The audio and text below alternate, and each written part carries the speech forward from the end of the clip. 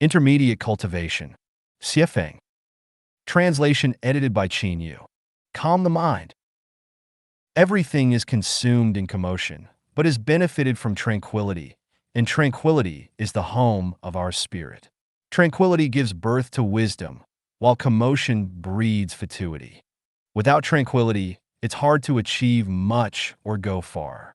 In the worldly realm, there are temptations of pleasing sounds, sensual pleasures, material wealth and profits, conflicts between self and others, seductions and misguidances, power struggles and deceptions, dangers lurking like sharp swords, turbulent and perilous situations, crises lurking everywhere, and countless forms and appearances.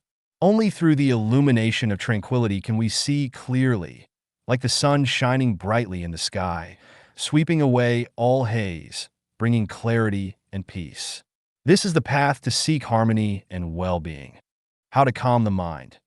Do not feel inferior, do not feel superior, do not be arrogant, do not make vows, do not get angry, do not give in to passions, do not owe heaven, do not owe people, do not owe earth, do not owe oneself, do not crave strange tastes, do not harbor strange behaviors, do not practice conspiracies, do not make strange gestures, do not insult gods and Buddhas, do not talk about others' faults, do not discuss worldly affairs, do not indulge in worldly sentiments, do not boast about one's abilities, have few desires, work moderately, speak cautiously, abstain from killing.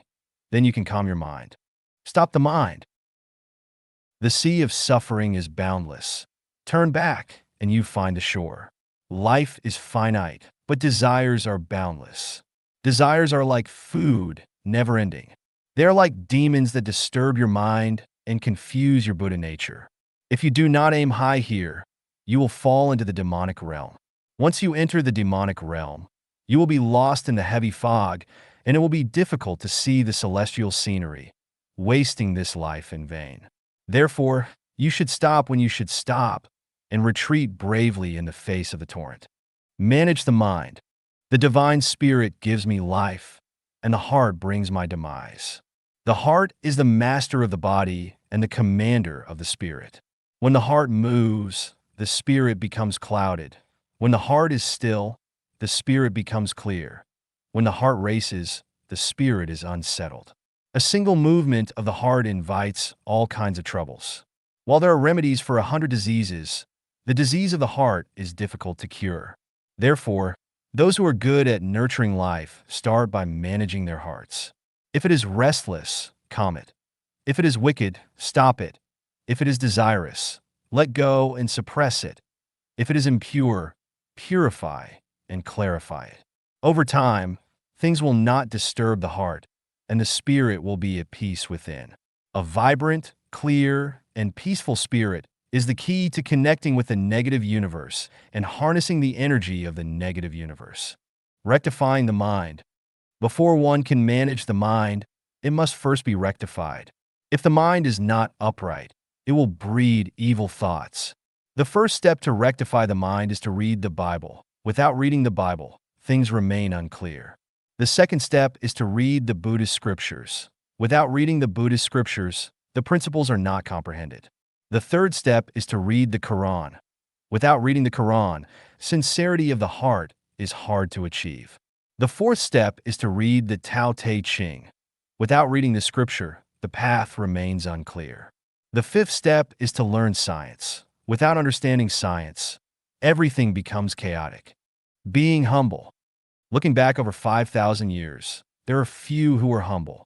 People cling to their own biases, preconceptions, heresies, delusions, and narrow views, insisting on their own opinions, refusing to admit their mistakes, wasting several lifetimes in vain, and failing the patience of the greatest creator. As the saying goes, there is a way to heaven, but they do not take it. Hell has no door, but they insist on crashing into it, brewing bitter wine to drink, and still blaming the greatest creator for being unfair. Those who suffer hardships, difficulties, poverty, torments, and setbacks need humility the most, but the reality is just the opposite. The more one understands the principles, the higher one's wisdom, the humbler one is. The less one understands the principles, the more stubborn, obstinate, reactionary, and cruel one is, the further one is from the Tao. Not only can they not become celestials, but it is also difficult for them to become humans in the next life. Relatively speaking, those great scientists, some billionaires, and political leaders, those who have become presidents and emperors may not necessarily be political leaders, are humbler. Those hidden sages who are unknown to the world are humbler. How to be humble? First of all, you need to know that the capacity of the heart can vary greatly. It can be so small that not even a needle can penetrate, or so vast that it can encompass the entire universe. The more filled the heart is, the smaller its capacity. The humbler the heart is, the larger its capacity. It can be said that the universe is as big as your heart, but this heart must be humble. For the sake of an analogy, let's consider the heart as a room. If this room is empty, humble, then it is useful. This room could be a bedroom, a study, an office, a gym, a storage room, a prison, or even a toilet. Depending on the need, it can become any room. But if this room is already filled with all kinds of junk, then this room is almost a junkyard, and it can no longer fit more things, nor can it become a useful room. If you want to make it a useful room, you must move out the unnecessary things inside. No matter how precious or valuable these things are in your eyes, you must decisively clean them up and throw them away, even if the inside has been reinforced with steel and concrete. You must also make an effort to tear it down. The heart is like a room. The more prejudices and preconceptions you have, the less useful your heart is, and the smaller its capacity. Here I give 3 examples. I have a friend in the secular world who is knowledgeable and brave. However, when I bring up the formation of the universe and the origin of life, he immediately asserts, the universe was formed by the Big Bang, life originated in water, and species came about through evolution. He shows impatience to continue the discussion with me, leaving me speechless. For hundreds of years, these prejudices have been accepted by the world, binding the minds of millions of people. Why not use scientific methods and thinking to reason and verify step by step? If the Big Bang could form an orderly universe, why didn't the bombings of Nagasaki and Hiroshima result in 2 more beautiful, orderly, and modern cities, but instead resulted in chaotic ruins? To refute the fallacy that life accidentally formed in water requires a lot of space. So I recommend reading the book Life, How Did It Get Here? By evolution or by creation. This book can be obtained by writing to 25 Columbia Heights, Brooklyn, New York, 11201, USA. It's worth noting that even Charles Darwin, a representative figure of the theory of evolution, admitted that life may have been originally breathed by the Creator into a few forms or into one. And Richard Dawkins, a representative figure of the theory that life accidentally originated in water, said in his book The Selfish Gene, this book should be read almost as though it were science fiction. Evolution only occurs within the same species of animals, plants, and microorganisms. One species will not evolve into another. In other words, rabbits will not evolve into horses, snails will not evolve into cattle, peach branches grafted onto willow trees will not grow peaches, and no matter how much monkeys evolve, they will not become humans. As for humans, due to the accumulation of knowledge and rich experience, they have continuously recognized and applied some laws existing in the material world, becoming smarter and more civilized. No matter how much they evolve, they will not grow eyes on the back of their heads or wings on their backs. As long as you have a bit of a scientific mind and follow the gene knowledge continuously explored by scientists led by the United States, you will know that the statement that species evolved is a fallacy. Mao Zedong said, "The spread of fallacies misleads people a lot." This is truly a profound statement. I have another friend whose wife, every time I urge this friend to study the Bible, immediately refutes with Marx's doctrine. Religion is the opium of the people. It should not be studied. What else can I say? You avoid the disease and fear the cure, mistaking the well rope for a snake, and even regard the book as a religion. This kind of prejudice is equivalent to closing a door to a beautiful life for yourself. As the saying goes, medicine does not cure the incurable disease, Buddha saves those who are destined. Since you are not destined and not humble, no one can save you. I have a colleague. I once tried to guide him to understand how to have a carefree real life and a beautiful future life. He immediately asserted, as long as a person is kind and diligent, it is enough. I asked what kindness is. He said, helping the weak and poor is kindness. I continued to ask, suppose there is a middle-aged man with elderly parents above and several underage children who are waiting to be fed below. The family is very poor. You help him get 10 kilograms of heroin at a low price. Let him resell it and make a huge profit. From then on, this family has a good life. Is this kind of help called kindness? He thought for a while and said, this kind of help is not called kindness. It helps a family and harms dozens of families. I asked again, didn't you say that helping the weak and poor is kindness? Why do you say that this kind of help is not kindness? He corrected and said, what I mean is that it is kind to help the weak and poor in a proper way. I asked what the proper way is. He said, the proper way is a method that is harmless to society and others. I continued to ask, a poor child, smart and studious, is reading high school. You pity them. Find a way to find a job for this child who is in school, so that his family's economic situation has improved. This kind of help is harmless to society and harmless to others. Is it called kindness? He answered, it is kindness. I said, this child may go to college after graduating from high school, and he has a bright future. You found him a job, solved the urgent need, but ruined his bright future. Can this be called kindness?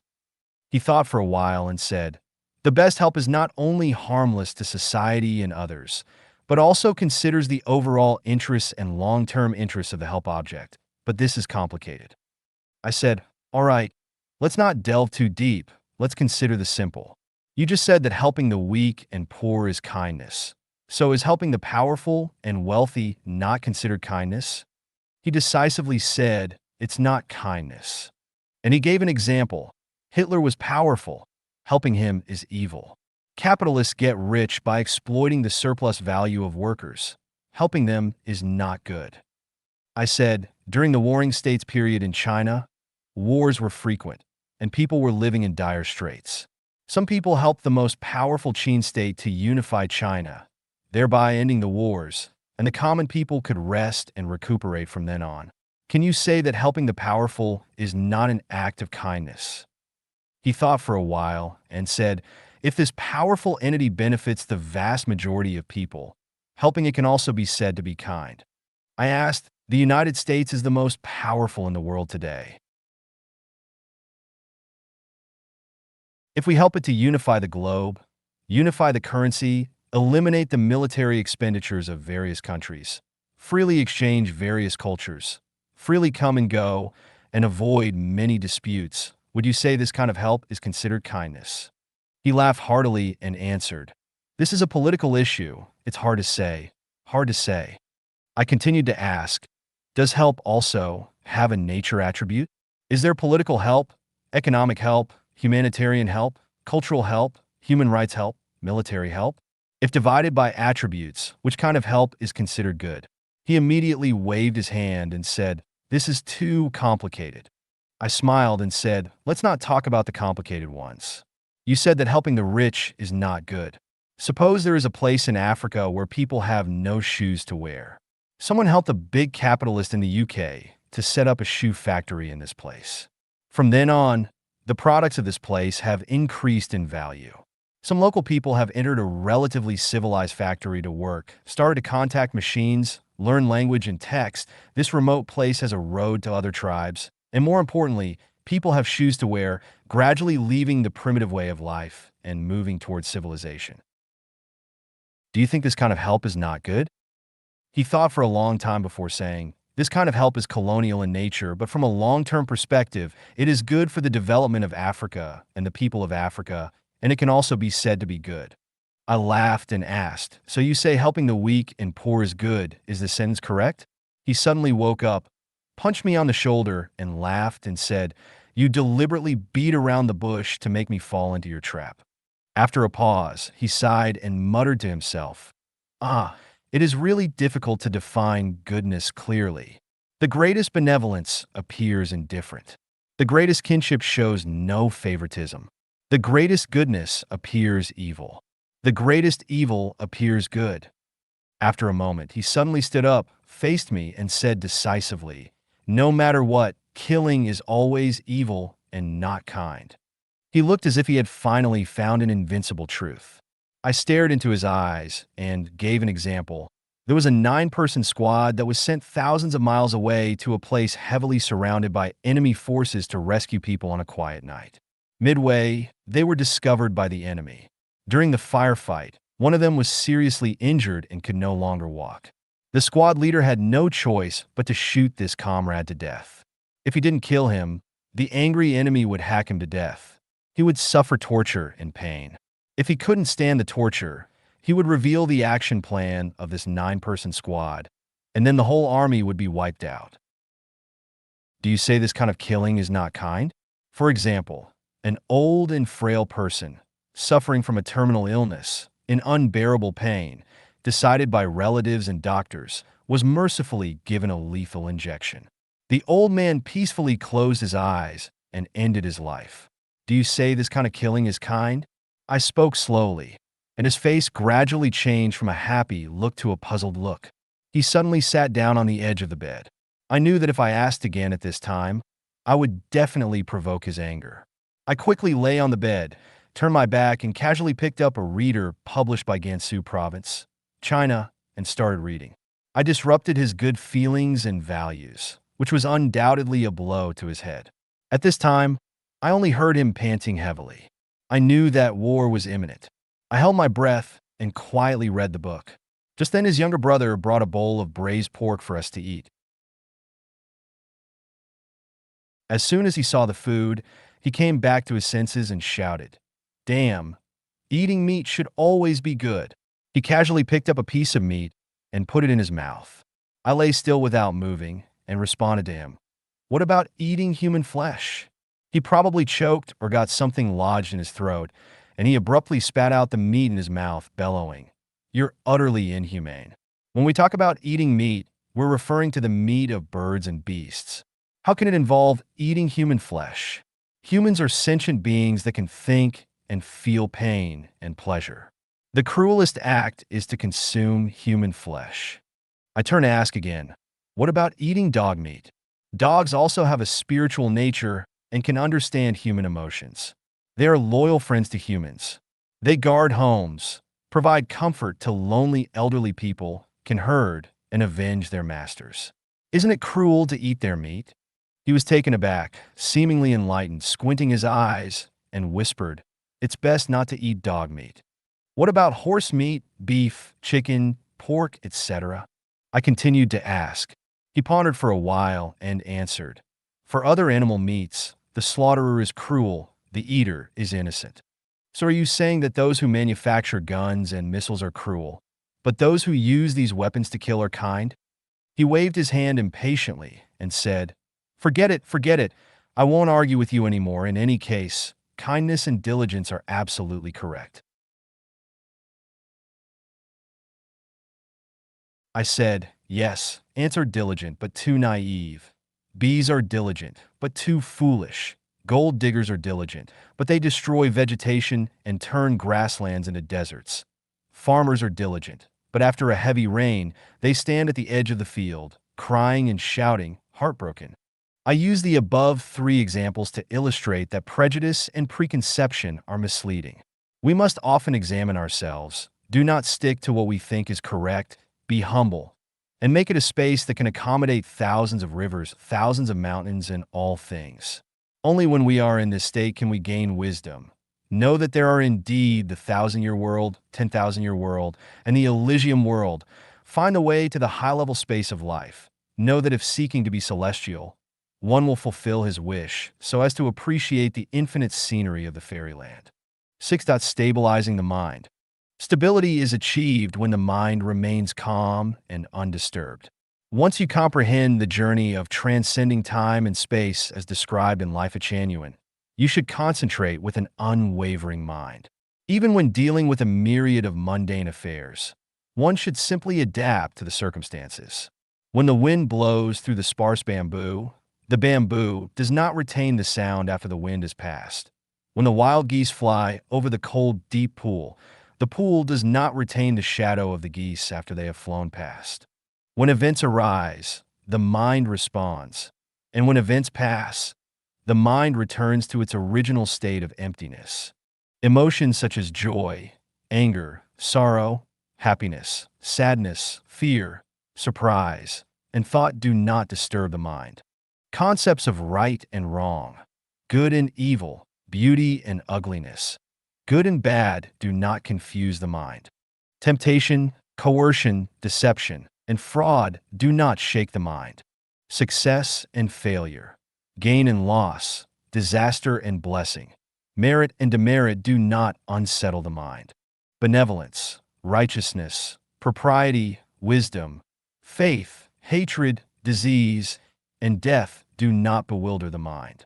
Sensations of cold and warmth, pain and itch, sour and sweet, bitter and spicy do not bother the mind. Feelings of loneliness, solitude, depression, and worry do not entangle the mind. Entities like gods, monsters, Buddhas, demons, ghosts, and spirits do not bind the mind. Laws, precepts, orders, and contracts do not constrain the mind. Personal identities such as I, you, he, she, ancestors, and descendants do not preoccupy the mind.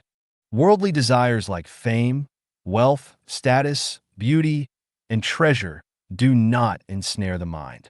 Concepts of reality and illusion, existence and non-existence, clarity and turbidity, purity and impurity do not obstruct the mind. If one can stabilize the mind, one enters a state of meditation. During meditation, one is close to Buddha, can attain supernatural powers, can achieve transformation, and has prepared the Dharma body. In this state, one can ascend to the 9 heavens to grasp the moon. One can descend to the 5 oceans to catch turtles. 7. Purifying the mind.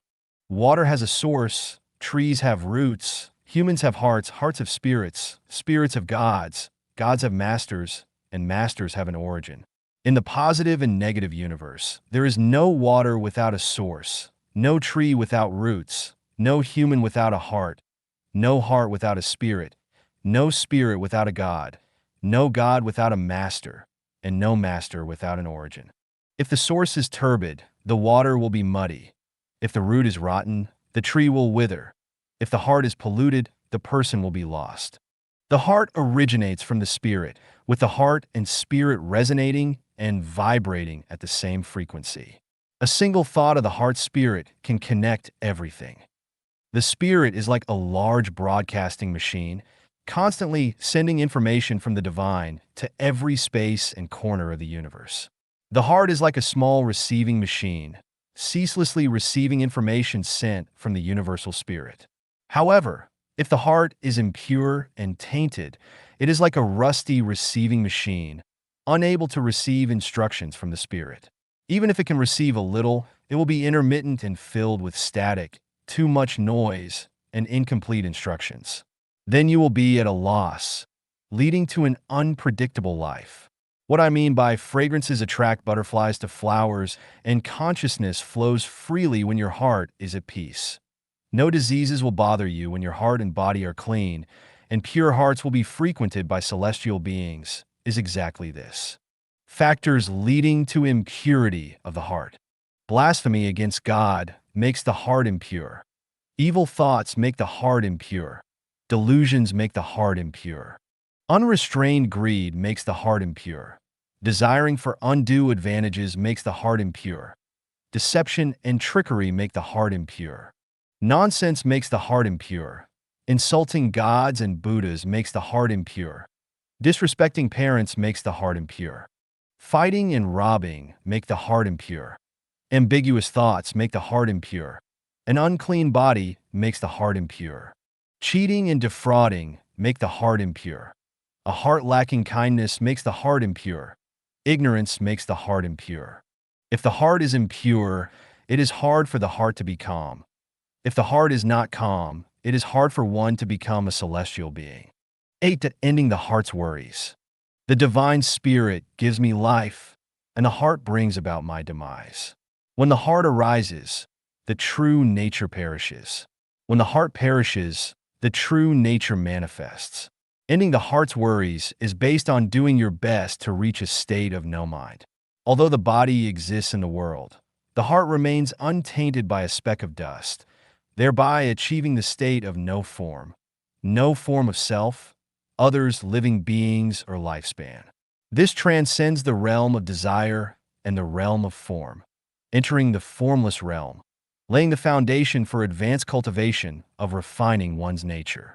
To achieve the end of the heart's worries and the state of no mind, Taoism offers a poem, Song of No Mind, which can lend a hand. Song of No Mind, translated by Thomas Cleary. How laughable my mind, like a stubborn fool. Restlessly it rises and falls, allowing things to be settled by chance. It neither understands cultivation, nor commits sin. It never benefits others, nor benefits itself. It neither observes discipline, nor adheres to taboos. It neither knows propriety and music, nor practices benevolence and righteousness. When asked what it can do, it knows nothing at all. When hungry, it eats. When thirsty, it drinks. When tired, it sleeps. When awake, it walks. When hot, it wears light clothes.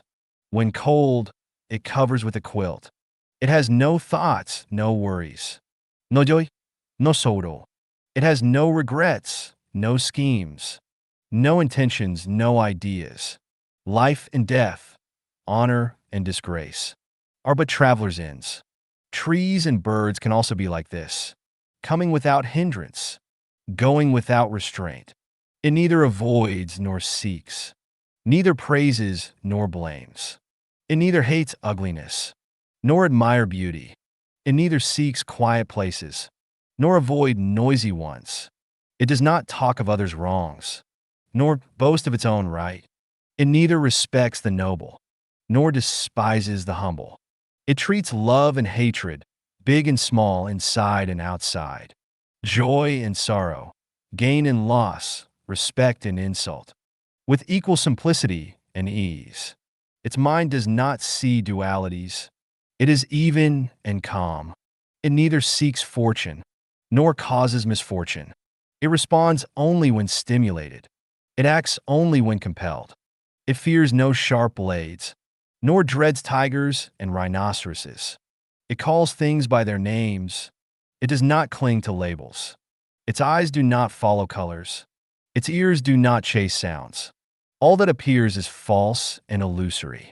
The forms and sounds of men and women are not fixed entities. The mind has no form. It is unstained and unhindered, free and at ease. Nothing can bind it. Its wondrous illumination shines through inside and out, encompassing the six extremes. There is no near or far. Light, yet not light, like the moon in water, difficult to grasp. What can it be compared to? Understanding this subtle function, one transcends beyond. If asked what it adheres to, this is all there is.